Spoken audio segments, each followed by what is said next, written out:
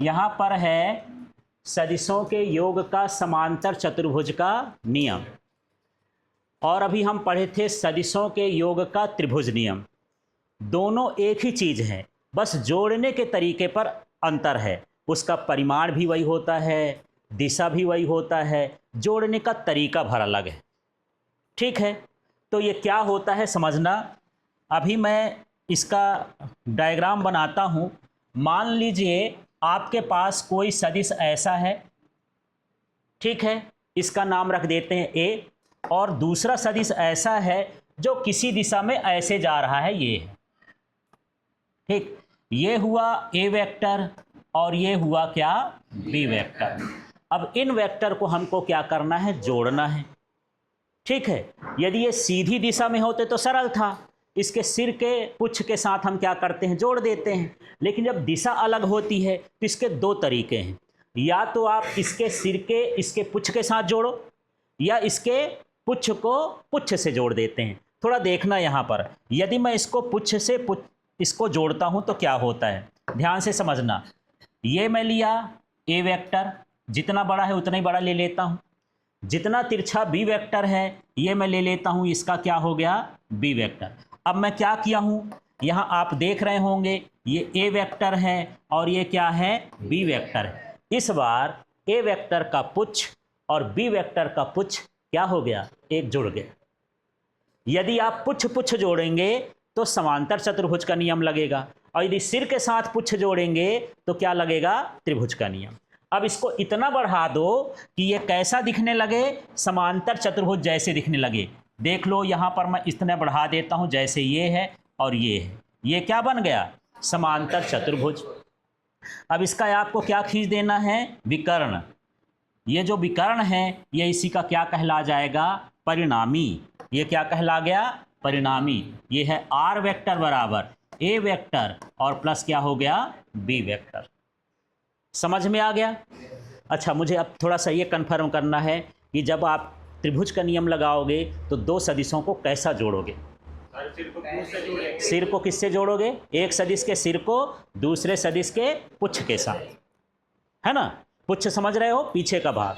जैसे यहाँ पर देख रहे थे ए और बी को हम जोड़े हैं तो ये इसका क्या है, सिर, और दूसरे वाले का ये क्या है, पुच्छ। सिर और पुच्छ को जोड़े तो त्रिभुज नियम लगेगा। ठीक है। अच्छा, और चतुर्भुज का नियम लगाना है तो पुच्छ को पुच्छ से। ये देखो इसका पीछे वाला भाग ये था, इसको भी उठा के पीछे वाला भाग यहाँ पर जोड़ दिए, और इसमें हम ऐसी रचना कर दिए कि ये क्या बन गया, समांतर चतुर्भुज। और जो समांतर चतुर्भुज का विकर्ण है उसमें दो विकर्ण जो तिरछी रेखा जाती है ना, एक कोने से दूसरी कोने को मिलाते हैं, उसको क्या कहते हैं, विकर्ण। एक विकर्ण ऐसा भी होता है। अब इसकी भाषा बना लेते हैं, सेम ही है, त्रिभुज की जगह हमको समांतर चतुर्भुज बोलना है। तो ध्यान देना, सब लोग यहीं देखना।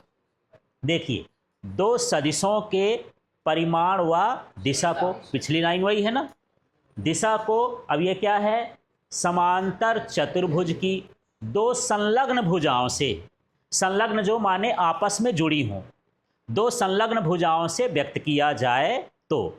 ठीक है, इतनी लाइन पकड़ो, पहले इनका नाम लो, दो सदिशों के, फिर परिमाण व दिशा को, इसका नाम लो, समांतर चतुर्भुज की दो संलग्न भुजाओं से व्यक्त किया जाए तो इनके कटान बिंदु से, ये इसका कौन सा बिंदु है, कटान, जहां पर ये दोनों काटते हैं, इनके कटान बिंदु से जाने वाला विकर्ण, इसको क्या बोलेंगे, परिणामी के परिमाण व दिशा को व्यक्त करता है। ठीक है, मेरा मुंह देखने से काम नहीं चलेगा, इसी को देखना है। मैं नहा के कल फिर आ जाऊंगा। यहाँ पर देखना, यहाँ पर क्या बोलेंगे, फिर से बोलो, अब आप लोग को बोलना। हाँ, बस बस, जितना मैं बोलूँ वहीं, दो सदिशों के परिमाण दिशा को समांतर चतुर्भुज की, हाँ, दो संलग्न भुजाओं से व्यक्त किया जाए तो इसका नाम लो, हाँ, कटान बिंदु से जाने वाला विकर्ण परिणामी के परिमाण व दिशा को व्यक्त करता है। अब यदि किसी का जोड़ आप त्रिभुज के नियम से लगाओगे और समांतर चतुर्भुज के नियम से लगाओगे तो क्या अलग अलग निकलेगा। यही है, इन्हीं को मैं चाहे त्रिभुज नियम से जोड़ दूं और चाहे चतुर्भुज के नियम से जोड़ दूं, कोई फर्क नहीं पड़ेगा। नियम दो हैं पर उनका मान कैसा है, एक जैसा है। आंसर भी सेम आएगा। अब चित्र में देखो, यहां पर ध्यान देना। अब मुझे समांतर चतुर्भुज का क्या निकालना है, परिणामी का क्या निकालना है, परिमाण। तो ये जो पीली वाली लाइन है ना, इसके हिसाब से यहां हम एक लाइन खींचेंगे और इसको समांतर चतुर्भुज बना देते हैं। ये काम खत्म हो जाएगा, बाकी सारा काम वही रहेगा। हाँ बिल्कुल लगेगा। चलिए देख लेते हैं, कर देते हैं यहां पर। ठीक है, ये जितनी तिरछी लाइन है उतनी ही तिरछी लाइन मैं खींच देता हूं। देखिए, थोड़ा सा देखिए तो आप अच्छे से बैठे वहां पर देखिए। ठीक है, ये ठीक है। अब यहां से ये चतुर्भुज बन गया यार, ये है ना। ये कौन सा था, ये बी था। क्या था ये, बी वेक्टर। और यहां पर वेक्टर लगा दो। जानते हो कि यदि ये बी है तो सामने भी क्या होगा, बी। ठीक है, अब सारा कुछ यही करना है। देख लो इसमें, यहां पर ये समांतर चतुर्भुज बन गया। समांतर चतुर्भुज को थोड़ा सा आगे बढ़ाओगे, ये बनाओगे, ये क्या बन गया, समकोण त्रिभुज बन गया। ऐसे इसको लिख देना है। जो बी सी का मान है, लंब को हम लिखते हैं बी साइन थीटा, आधार को क्या लिखते हैं, बी कॉस थीटा।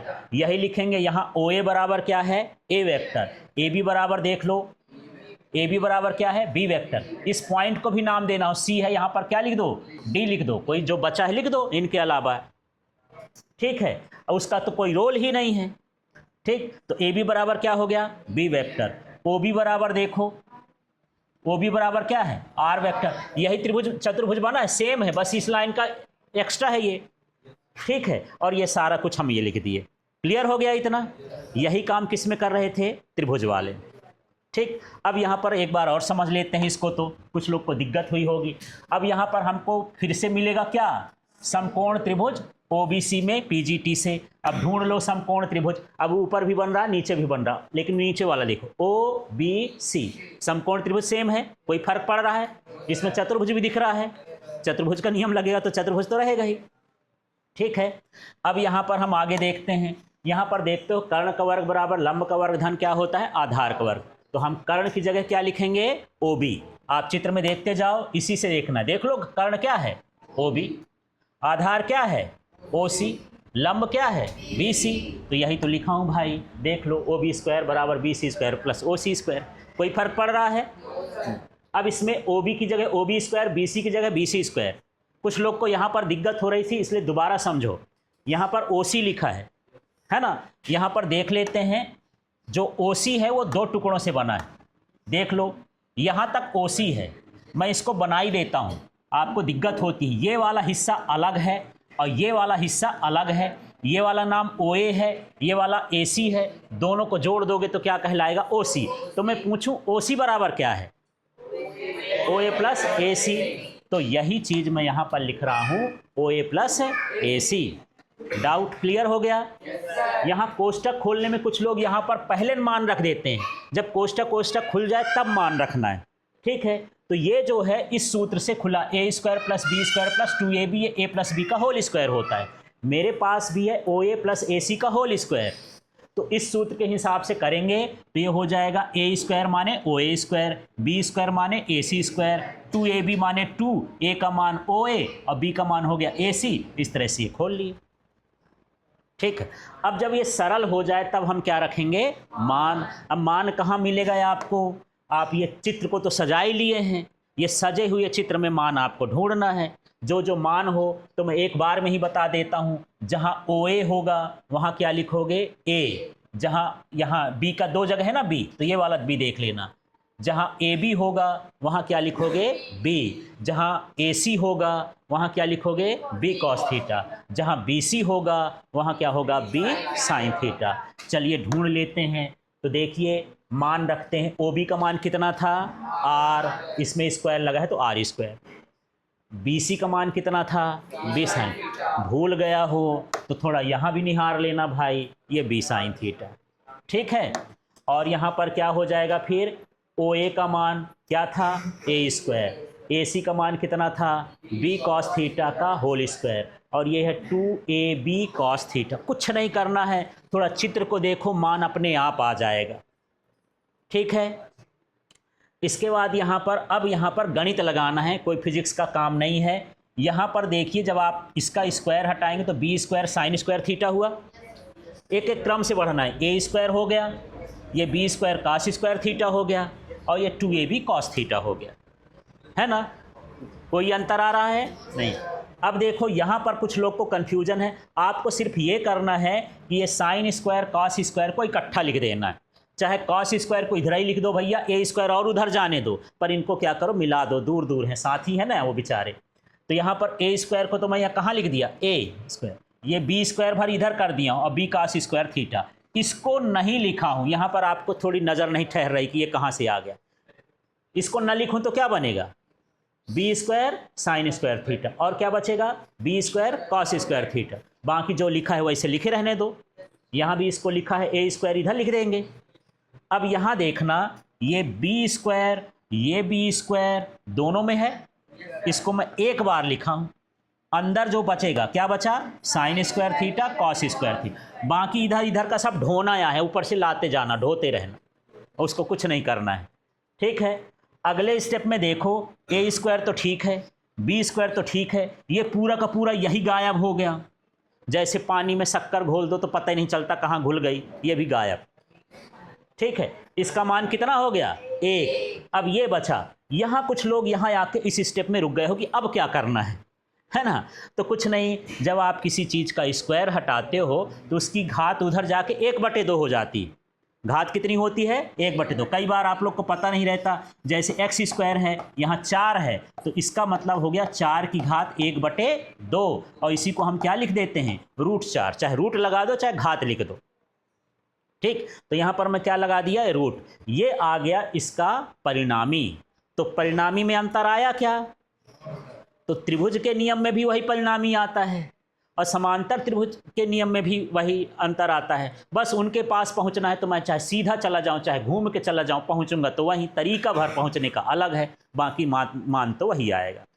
अब हम बात करते हैं इसके दिशा की, परिणामी की दिशा। तो ये है, यहाँ पर निकालना है tan अल्फा बराबर, तो tan अल्फा हमको कहाँ से मिलेगा देख लेते हैं। अल्फा कोण वही है, tan थीटा बराबर क्या होता है, लंब बटे आधार, कुछ भी बुलवा दोगे, लंब बटे आधार। तो BC और बटे में क्या हो गया, OC। ठीक है, तो देखो यहाँ पर क्या लिखा है, BC बटे OC। फिर OC को भी यहाँ पर तोड़ फोड़ कर देना है, सरल बना देना है ना। हाँ जी, तो ये क्या हो गया, OA प्लस AC। तो यहाँ पर उसकी जगह पर मैं लिख देता हूँ क्या, OA प्लस AC। अब जब ये सरल हो जाए, सभी का मान रख दो, इसको तो यहीं छाप देना है। BC का मान देख लो, BC का मान भला देखो क्या है, B साइन थीटा, तो वहाँ पर मैं B साइन थीटा लिख दिया हूँ। फिर लिखा है OA का मान देख लेते हैं एक बार, क्या है देख लो, OA ये क्या हो गया, A। इसके बाद यहाँ पर क्या हो गया, इसका AC का मान B cos थीटा, ये निकालना है। ठीक है, हाँ।